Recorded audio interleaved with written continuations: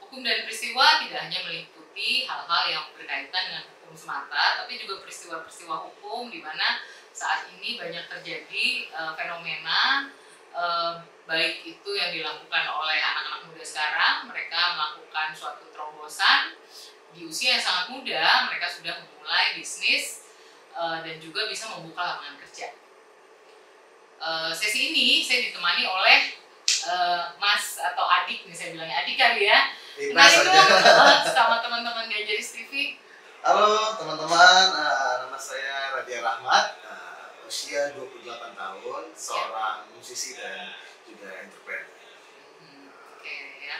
Jadi Radia, saya panggilnya Radia aja ya. Yes. Radia, kamu tadi usia 28 tahun. Yes. Ya. Jadi sebelum mulai ini kamu kuliah dulu nggak sih sebelumnya? Aku kuliah. Di mana? Kuliah di BINUS, Bina Nusantara. Jurusan apa? Jurusan teknik informatika atau computer science. Computer science. Nah ini kan nyebrangnya lumayan jauh ya. Biasanya orang lulusan teknik informatika jadi programmer gitu ya, atau yang urusan network gitu. Nah ini kamu buka bisnis kopi. Ceritanya dari mana sih awal-awal ide-ide buka bisnis kopi? Apa ikut-ikutan tren yang sekarang atau dari mana? Jadi kalau bisnis kopi ini ya kebetulan emang sekarang di eranya kan, emang eranya anak muda, banyak orang juga kan, anak muda dari atas sampai kalangan bawah juga kopi adalah bisa sehari-hari bisa dibilang. Jadi merupakan bisnis yang cukup menjanjikan di era-era ini. Jadi melanjutkan juga dari dulu yang sudah dibuka oleh orang tua, sekarang juga ikut aktif di entrepreneur coffee shop. Ya. Untuk nama kopinya sendiri, restorannya ada di mana? Nama kopi shopnya ada di daerah Rawamangun Kayu Putih. Kayu Putih. Namanya apa? Namanya Anastomosis Coffee. Kok namanya unik sih? Kenapa namanya anastomosis? Nyebutnya aja susah nih. Jadi karena kebetulan mama sama bapak itu profesinya dokter. Jadi terinspirasi lah dari nama bahasa medis gitu. Anastomosis dari bahasa medis.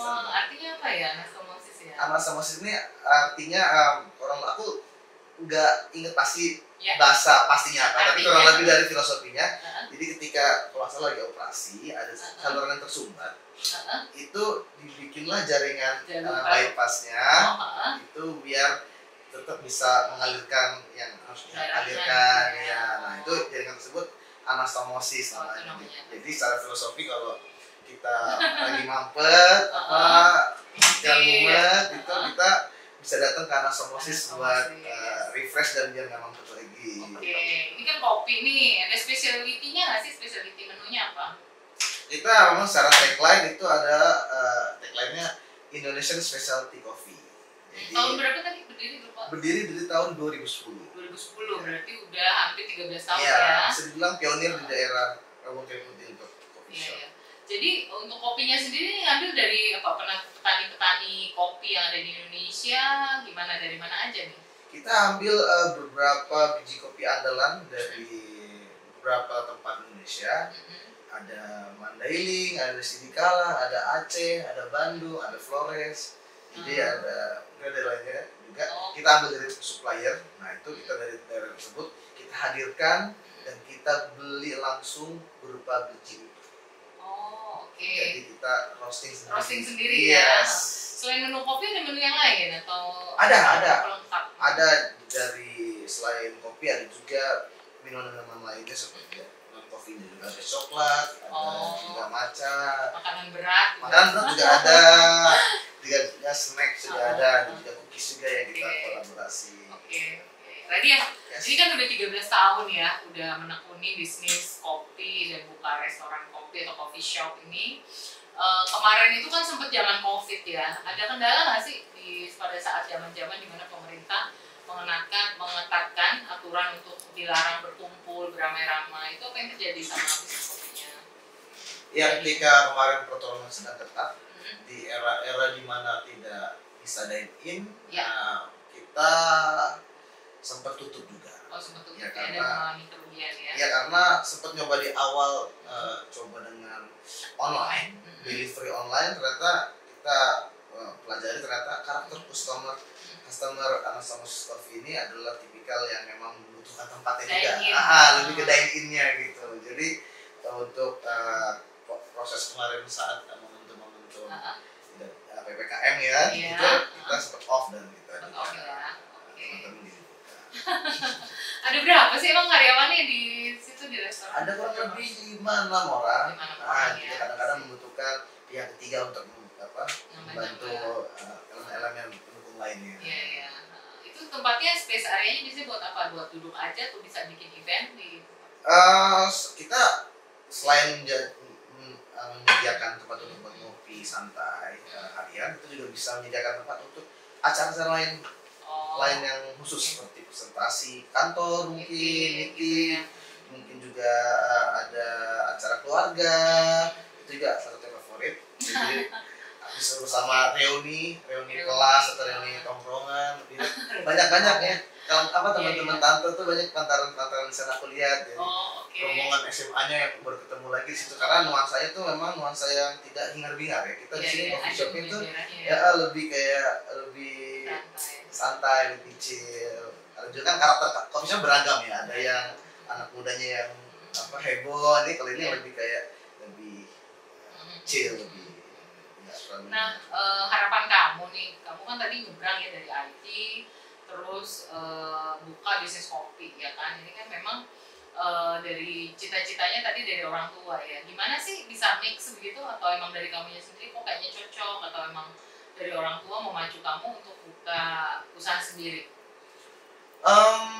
Aku sebenarnya kenapa nggak kerja dulu gitu loh, maksudnya apa langsung udah buka aja deh gitu, atau ada passion yang lain yang ingin kamu wujudkan? Jadi ini sebenarnya usaha yang aku lanjutkan dari orang tua. Jadi waktu 2010 itu aku masih baru lulus SMP, jadi belum aktif mengurusi coffee shopnya. Jadi masuk era 2019 ke atas, aku setelah pasca lulus kuliah ikut terjun langsung di coffee shopnya.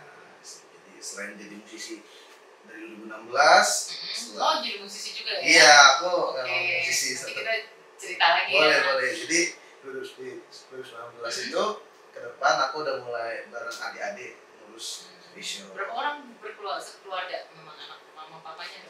Aku sama adik-adik ada 3 bersaudara. Semuanya punya bisnis yang berbeda-beda atau gimana? Ini bisnis utama kita ini. Tapi ada juga adik yang perempuan yang tengah itu punya usaha yang tadi. Kita juga sedia cookies ya. Cookies ini adalah sebuah produk kolaborasi. Nah, ini produk kolaborasi. Kecil ya udah jadi bisnis. Oke, harapan kamu nih, kan kita lihat ya bahwa dominasi coffee shop itu selalu yang jadi trendsetter itu adalah di coffee shop yang brandnya S ya. S belakangnya K gitu. Gimana sih kita para coffee lokal ya yang seperti Anastasia ini bisa achieve lama-lama ke sana gitu. Apa yang harus dilakukan oleh pemerintah? Apakah harus, ini gerainya kan di mana-mana nih sekarang ya, walaupun yang lokal juga banyak gitu. Apa yang jadi yang kamu lihat di tren kayak gini, apa dibiarin aja terus berkembang, atau seharusnya ada stop-stop juga dan pemerintah ikut mengatur hal tersebut? Ya, harapan kamu gimana? Menurut aku sih namanya kita berbisnis pasti tantangan itu kan ibaratnya kompetitor ya. Dan kompetisi itu di dunia itu menurut aku wajar ya. Tapi Indonesia ini punya 270-an jadi tahu aja. Aku lupa 273 275. Jadi nggak usah. Semua pasti punya caranya. Memang yang brand S tadi memang sudah kuat dan sudah tahun-tahun. Iya.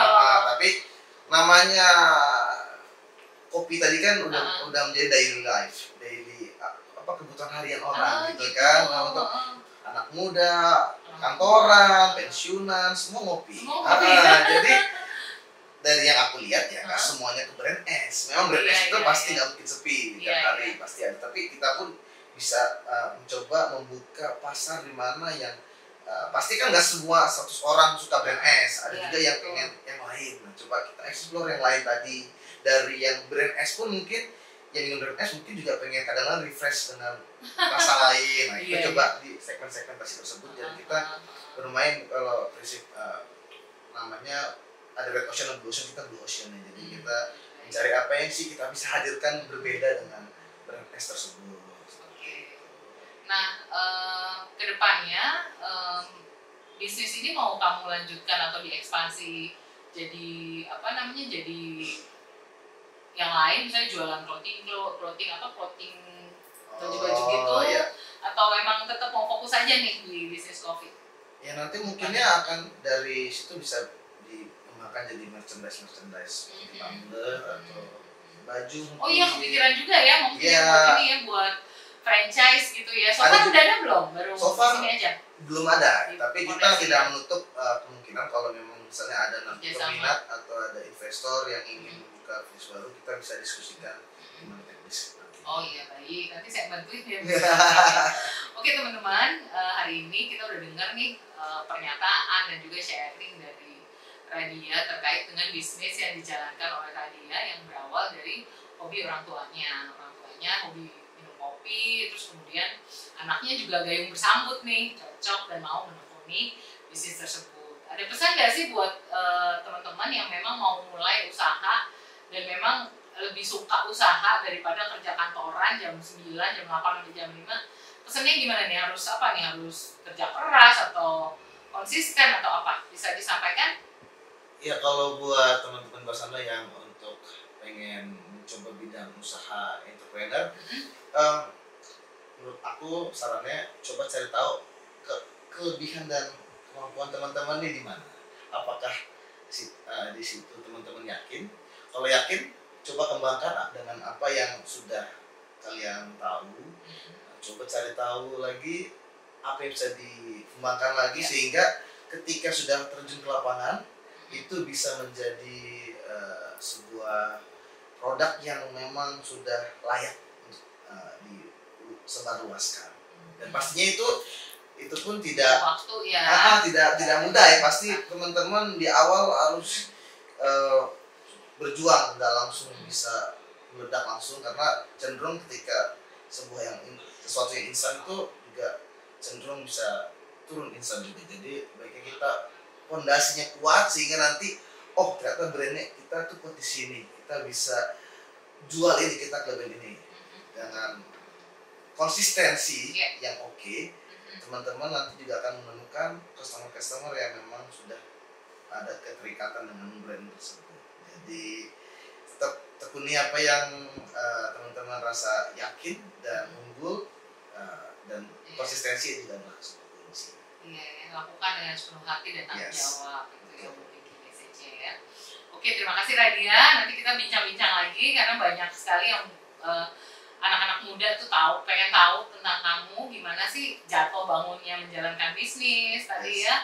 Dan harus tetap optimis dalam rangka juga kan membuka lapangan kerja. Tadi ada 6 orang karyawan kamu yang memang juga itu jadi Anastomosis jadi tempat mereka untuk mencari nafkah menghidupi keluarganya ya. Terima kasih atas kehadirannya hari ini yang sudah bisa sharing dengan kita teman-teman Ganjaris TV. Saya Ratna Jarum, kita akan ketemu lagi dengan topik yang lain dalam Hukum dan Peristiwa. Jangan lupa untuk like, komen, dan subscribe. Sampai jumpa. Bye.